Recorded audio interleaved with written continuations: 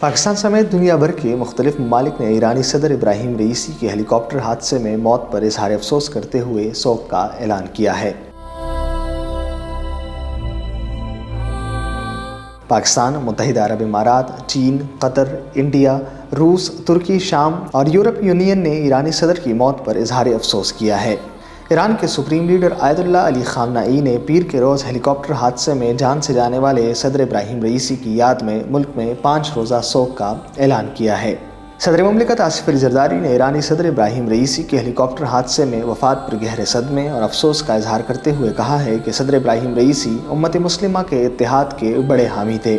عالم اسلام ایک عظیم رہنما سے محروم ہو گیا۔ وزیر اعظم شہباز شریف نے ایرانی صدر کی موت پر کہا ہے کہ پاکستان یوم سوگ منائے گا اور صدر رئیسی اور ان کے ساتھیوں کے احترام اور برادر ملک ایران کے ساتھ اظہار یکجہتی کے طور پر پرچم سرنگوں رہے گا۔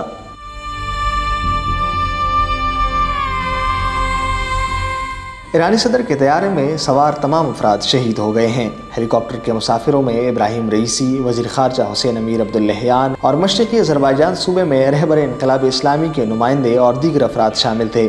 گزشتہ روز مشرقی آذربائیجان کے پہاڑی علاقے جولفا میں صدر رئیسی کو لے جانے والے ہیلی کاپٹر کو ایک حادثہ پیش آیا۔ ایرانی فوج، پاسداران انقلاب، پولیس اور امدادی کارکنوں کی 60 سے زیادہ ٹیمیں ایرانی صدر اور ان کے ساتھیوں سمیت لاپتہ ہونے والے ہیلی کاپٹر کو تلاش کر رہی تھی۔